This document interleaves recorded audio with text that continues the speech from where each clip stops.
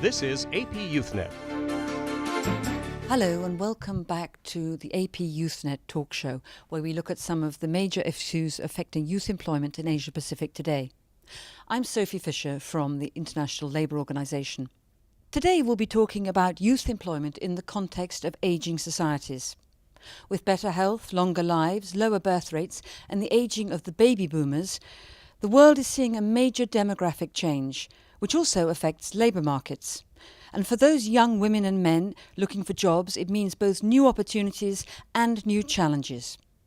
With me in the studio today are Marco Roncarati from the United Nations Economic and Social Commission for Asia and the Pacific, or ESCAP, where he works on issues relating to ageing populations and youth. Matthieu Cognac, the ILO's Youth Employment Specialist for Asia Pacific. And joining us via video link from Tokyo is Kazutoshi Chatani, a labour and employment researcher. Thank you all very much for being with us today.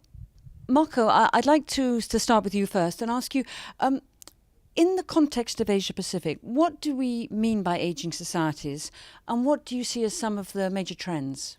Thank you for that question. It's a very important one. Ageing societies mean that we have a shift from higher fertility to lower fertility, also increases in life expectancy. If we look at the trends currently, there are about 450 older people in Asia and the Pacific. That's about 1 in 10 of the population. By the year 2050, that figure will increase to over 1.2 billion, which will be 1 in 4 of the population. So we'll have much larger cohorts in the older age groups. In relation to this, we have fewer younger people. The numbers peaked in the year 2005 with about 18% of the population being young people. It's going down, it's going to continue to go down. So that is our ageing society model. Okay, many people might say, well, you have a region with booming economies, you have a fall proportionately in the number of young people. This has got to be good news for young people looking for work, has it not? Not necessarily. One hopes so, but a lot of older people want to stay in employment out of economic need. A lot of governments want people to stay in employment because of the pressure on pension systems.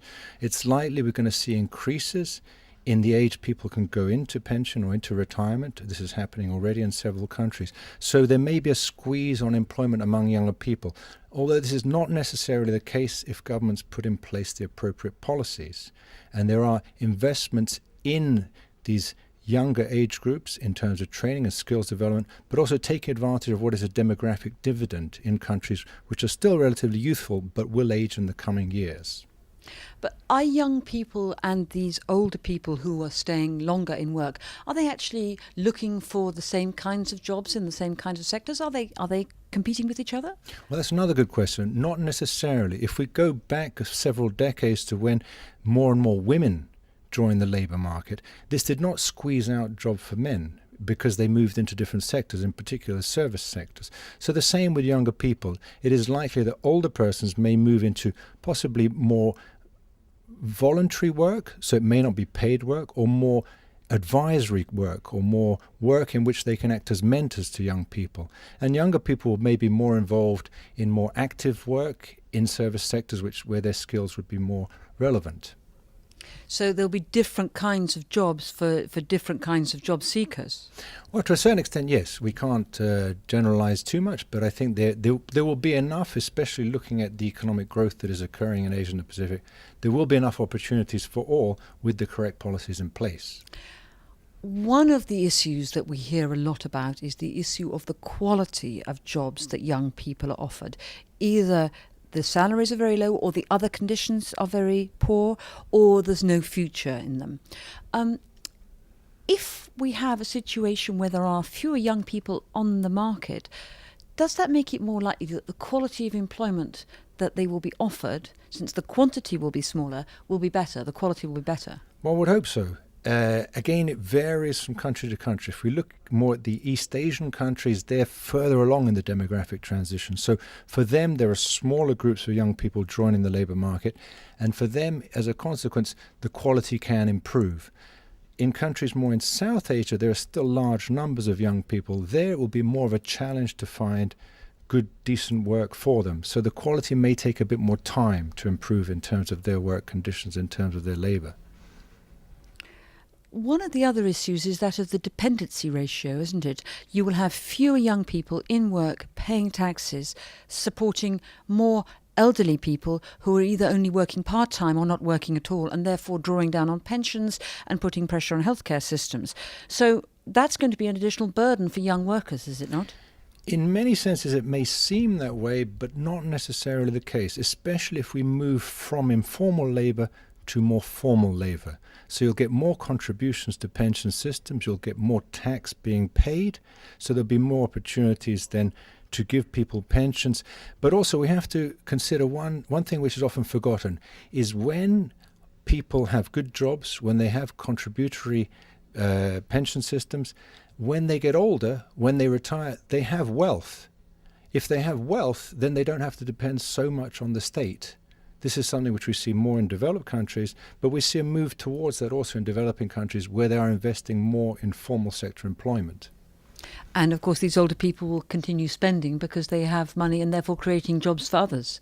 Absolutely, correct. They would be spending, but hopefully also they would be acting as mentors to young people. They may be working if they want to work. Matthieu, you have a regional perspective on youth employment. What do you see as the main consequences for young people looking for work of the ageing society in Asia? First, when we talk about ageing society, it usually goes with the notion of youth bulge. Let's be clear. The youth bulge is over except for South Asia. And in the world, it's over except for South Asia and Sub-Saharan Africa. We are seeing more and more countries that are aging. Now, we should not look at that in a negative way. We should look at the opportunities that come with these aging societies. Why? Because we have this possibility of benefiting from a wealth of knowledge from all of these older workers who are ready and willing to share their experience of lifetime in quality of trainers or mentors. That's one of the things that can be done. But there are some kinds of jobs that employers always prefer young people or older people for. You're going to have fewer young people looking for those jobs, and the jobs that perhaps are usually given to older people, they're still not going to be available to younger people looking for work, are they? You know, I don't know that I can fully agree with that. Partially, yes, but the truth is there's this idea that if you're a certain age, you should have a certain job or type of occupation. It's just not the case. It's not the case first and foremost because the occupations that we have in the world are evolving. Look at the telecommunication industry, look at the banking industry, look at how these jobs are moving forward and are creating very new types of activities. So what does that mean? It means that the trainings associated with this emergence of new jobs need to be adapted and need to be created on a continuous basis. It also means that it's not because you're young that you need to focus on training. What I mean by that is training should be applicable to all. And the countries that are succeeding the most, we see examples, for example, in Europe, in countries like Finland. Why are they very successful at managing both youth employment and the fact that they are an aging society? It's because they make that training available to even those who are above 40 or 50 years old. It shouldn't be the case that if you're 50 years old, you are done with life. You have nothing else to learn, nothing more to learn. These trainings should be available to all. I'd like to bring in Kazu in Japan here. Kazu, Japan is already an ageing society with a youth employment issue. How is that playing out in the Japanese economy and in Japanese society? Right. Yes, Japan is already in aging society and population aging. Japanese longest living, say, men on average live for about 80 years, and women live about 86 years. Now say less and less young people need to support aging population. You mean fewer and fewer young people are available to support the ageing population? So there's a financial squeeze on the government. Indeed, it's put a lot of the fiscal pressure on the government because say fewer younger people have to support more and more older generations. But is it actually making it easier for young people to get better and a wider variety of jobs, the fact that there are fewer of them? Mm-hmm. Well, it's partly true and partly not so, because part of the response of the government to this aging society and also financial problem associated with it is to encourage older workers to stay in the labor market. Thus, say, retirement age has been raised. Say it used to be 55, now it's reaching 65. So then, in a nutshell, more older workers in the labor market. So you have older people staying in the labour market longer. Are they blocking jobs for younger people? Well, not necessarily, because they older workers and younger workers take up different kind of jobs, because experience different, and they usually do not say compete. They usually not compete for the same kind of jobs. And if you look at statistics, like youth unemployment rate has been on the decline, slight decline, and this means that the fact that more older workers in the labor market does not necessarily negatively affect youth employment. The fact that you said that older workers and younger workers are not competing for the same kinds of jobs, do you think that is an inherent part of those jobs, or is that simply a overhang of prejudice by employers who need to shake up their ideas and think a little bit more broadly about the kind of skills and the kind of people that they need? Say certain jobs requires training and experience. Say older workers obviously has advantage because they've worked for the occupation, and it's not necessarily that young people competing with old workers. So that, in other words, it's not a direct competition between older workers and young workers. Exactly. Say most occupations, say if you take up manufacturing, the issue here in Japan is skill succession. Now, older workers are retiring, but as they retire, the company, the factory, they lose skills. How to succeed these skills that old workers have accumulated throughout their career? How these skills and knowledge can be succeeded to younger generation, which is this is one of the challenges that that Japanese companies and factories face today. Matthieu, I'd like to bring you back in on that point. I mean, in Japan, there we have an economy which is very developed, comparatively rich, certainly by the standards of many other Asian countries, and yet they are already having, we've heard, a financial squeeze in supporting their older population with a smaller number of youth. And there is also an issue there of young people finding the jobs, because some jobs are deemed to be set for older workers and some jobs are deemed to be set for younger workers. How do we get around this?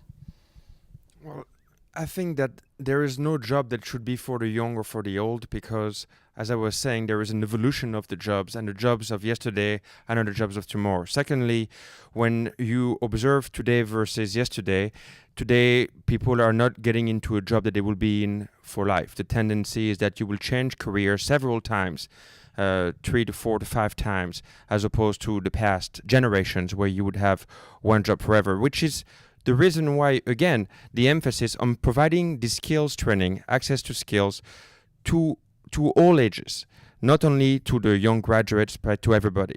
Another thing that is absolutely essential, and I'm sure that Kazu from Japan will attest to that, is that it's important not to focus on the fact that a degree leads systematically to unemployment.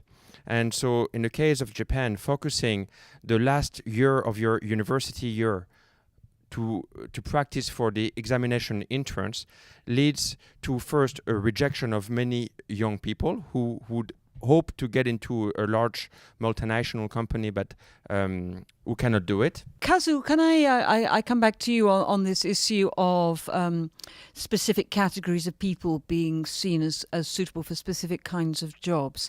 You were talking, I think, there mostly about the large companies in in Japan, which has usually been the place where many young, ambitious young people wanted to end up. But what about SMEs? I mean, it's a growing sector in many parts of Asia. Do you think that SMEs perhaps are more age blind? Yes, I agree with you. SMEs do hire young people and also old workers. It's true though that many Japanese young people aspire to be hired by multinational, like large corporations.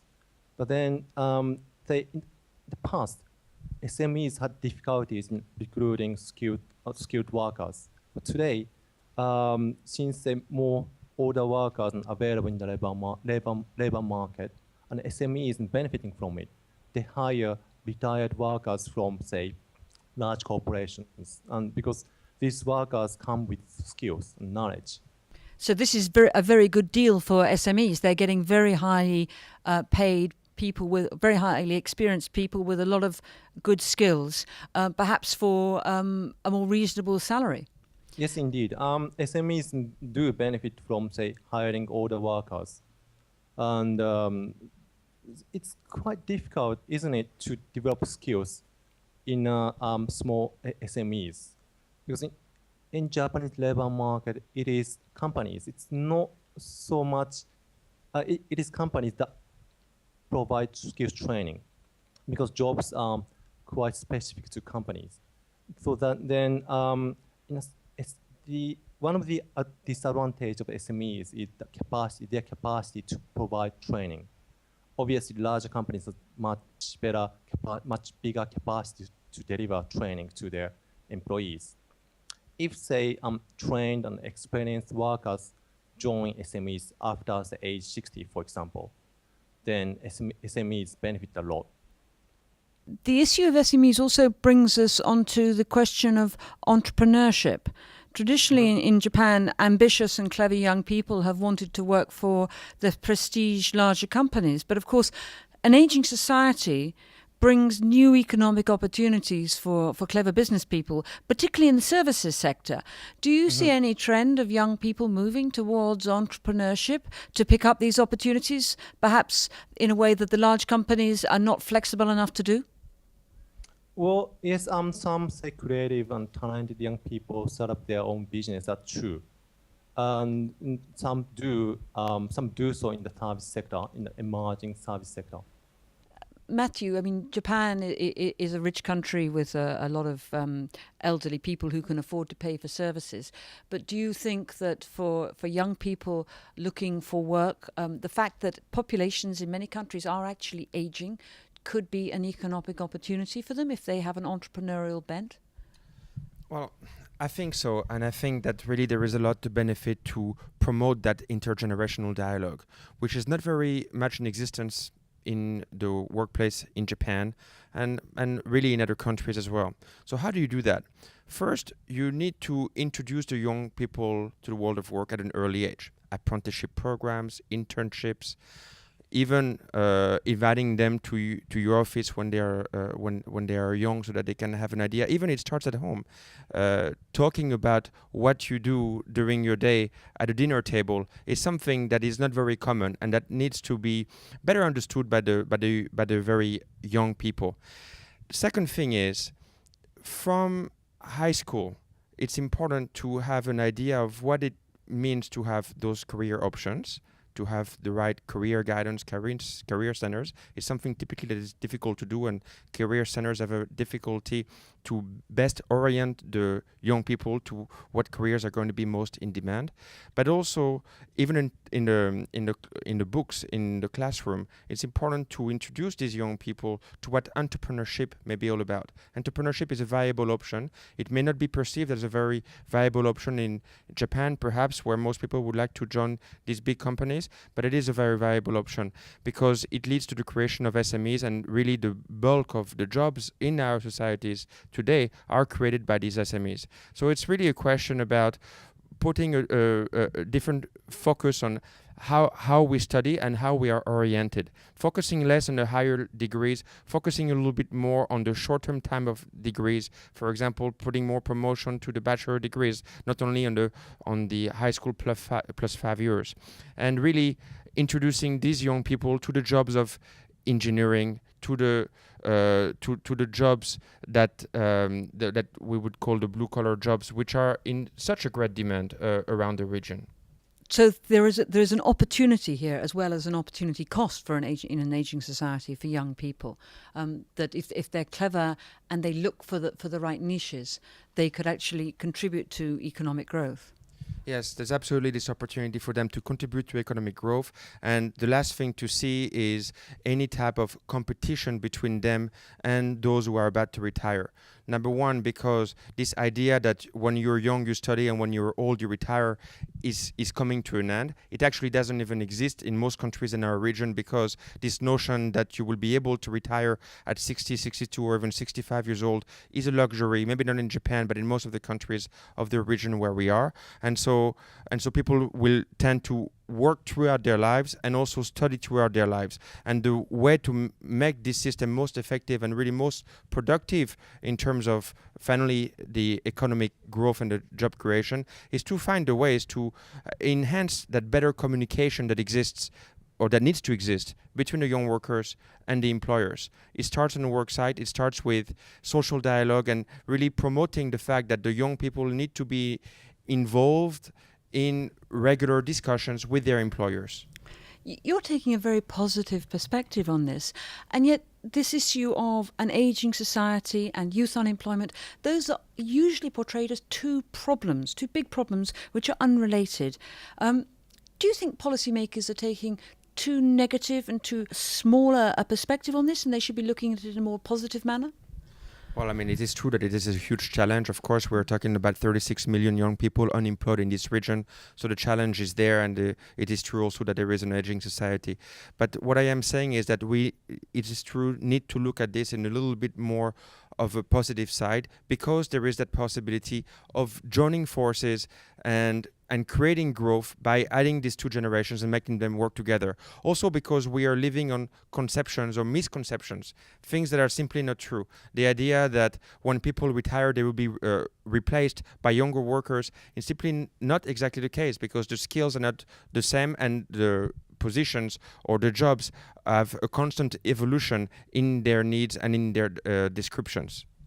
Marco, this is a change that we can see coming. People who deal with demographics are telling us that this is happening now. Are governments in this region reacting, responding and putting in place the policies and the mechanisms required to smooth out these changes? Well, that's a critical question. I would love to say yes. And I would say to a large extent there are some valid policies in place. However, a lot of countries are focusing mainly on short-term gains, economic growth. We're looking at, the immediate 5-10 years. If we're looking at those planning more in advance to 2050, the date I cited earlier, some are, I would say, more need to, especially those countries where there's going to be a squeeze, where social protection systems will find it difficult to accommodate these changes unless investments are made in the present or in the coming few years. I'm afraid that's all we have time for today. I'd like to thank our guests, Marco Roncarati of UN ESCAP, Matthieu Cognac, the ILO's Youth Employment Specialist for Asia Pacific, and Kazutoshi Chatani, a labour and employment researcher in Japan. And thanks to you very much for joining us. I hope you'll be able to be with us again next time. Goodbye. This has been an APYouthNet production.